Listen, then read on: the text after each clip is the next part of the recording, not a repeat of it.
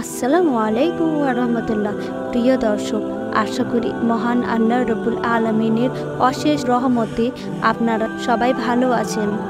আজকে আমরা জিলহজ মাসের প্রথম 10 দিনের গুরুত্ব ও আমল নিয়ে বিস্তারিত আলোচনা করব ইনশাআল্লাহ। তাই আপনাদের প্রতি অনুরোধ রইল ভিডিওটি শেষ পর্যন্ত দেখার। আরবি 12 মাসের সর্বশেষ জিলহজ মাস।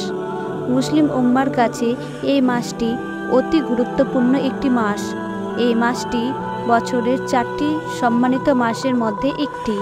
মহান আল্লাহ তাআলা কুরআনুল কারিমে বলেন, নিশ্চয়ই আকাশমণ্ডলী ও পৃথিবী সৃষ্টির দিন থেকে আল্লাহর বিধানে মাস গণনায় 12টি।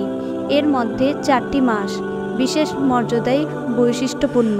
অতএব তোমরা এই মাসগুলোতে দিনের বিরুদ্ধে নিজেদের ক্ষতি সাধন করো না, আর মুশরিকদের সাথে তোমরা যুদ্ধ করো সমবেতভাবে, যেমন তারাও তোমাদের বিরুদ্ধে সবাই একজোটে যুদ্ধ করে। আর জেনে রাখো যে আল্লাহ মুত্তাকিদের সাথে রয়েছেন। সূরা তাইয়্যিবা আয়াত 36। এই 4 মাস হলো জিলহজ, মহৎ ও রজব মাস, অর্থাৎ এই মাসগুলোতে কোনো রকম যুদ্ধ বিদ্রোহ করা যাবে না। অনেক বৈশিষ্ট্যের অধিকারী এই জিলহজ মাস। এটি পবিত্র হজের মাস, ত্যাগের মহিমায় অভ্যসিত হওয়ার মাস। মহান আল্লাহ তাআলার অনুগ্রহ যে তিনি তার পাপিষ্ঠ বান্দাদের এমন কিছু মৌসুম দিয়েছেন যেগুলোতে তারা বেশি বেশি নেকির কাজ করে সব অর্জন করতে পারে। এই মৌসুমগুলোর মধ্যে অন্যতম মাস জিলহজ মাসের প্রথম 10 দিন। মহান আল্লাহ সুবহানাহু ওয়া তাআলা পবিত্র কুরআনে বলেন, শপথ ভোরবেলার, শপথ 10 রাতের। সূরা ফজর আয়াত 12। এই 10 রাতের মধ্যে, এই আয়াতের মধ্যে জিলহজ মাসের প্রথম 10 দিনের কথা বলা হয়েছে। হাদিস শরীফে এসেছে, মহানবী হযরত মুহাম্মদ সাল্লাল্লাহু আলাইহি ওয়াসাল্লাম বলেছেন, জিলহজ মাসের প্রথম 10 দিনের আমল আল্লাহ তাআলার নিকট অধিক পছন্দনীয়। এই প্রসঙ্গে সাহাবা ইকরাম জিজ্ঞেস করলেন, আল্লাহর পথে জিহাদও নয় হে রাসূলুল্লাহ? নবী করিম সাল্লাল্লাহু আলাইহি ওয়াসাল্লাম বলেন, আল্লাহর পথে জিহাদও নয়, অবশ্য সে মুজাহিদের কথা ভিন্ন, যে জান মাল নিয়ে জিহাদে বেরিয়ে পড়ে কিন্তু কোনো কিছুই নিয়ে ফিরে আসে না, অর্থাৎ যারা আল্লাহর পথে শহীদ হয়ে যায়।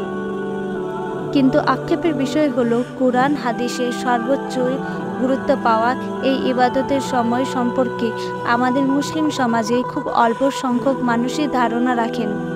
অথচ এই ইবাদতের মাসগুলো নিয়ে আমাদের বেশি বেশি ধারণা রাখা উচিত এবং আমলগুলো পালন করা। জিলহজ মাসের প্রথম দশকের উল্লেখযোগ্য 10টি আমল। 1. জিলহজের নতুন চাঁদ দেখলে দোয়া করা। হারাম মাস, তাই জুলুম হতে বিরত থাকা। 2.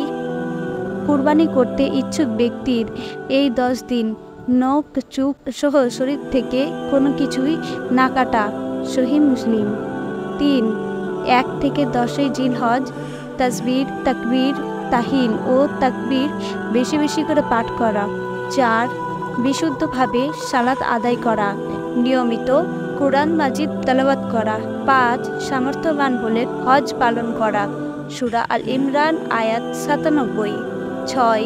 জিলহজের প্রথম দশকে রোজা রাখা, শুধু ঈদের দিন 10 জিলহজ ব্যতীত, কারণ এই দিনে মহান আল্লাহ তাআলা রোজা রাখা হারাম করে দিয়েছেন। 9 জিলহজ আরাফাত দিনের রোজা আদায়ের ব্যাপারে প্রিয় নবী সাল্লাল্লাহু আলাইহি ওয়াসাল্লাম বেশি গুরুত্ব দিতেন, তবে এই রোজা হজরত ব্যক্তির জন্য নয়।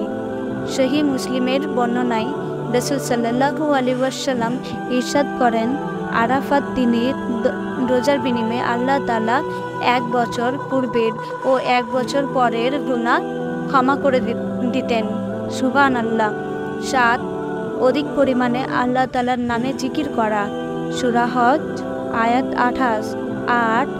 10 জিলহজ কুরবানি করা, সর্বোত্তম দিনের কারণে পূর্ণ কাজে নিয়োজিত থাকা। 9. মূল্যবান সময়, মেধা, জ্ঞান, শক্তি, সামর্থ্য ও মূল্যবান সম্পদ দিয়ে ত্যাগ স্বীকারের প্রস্তুতি। 10.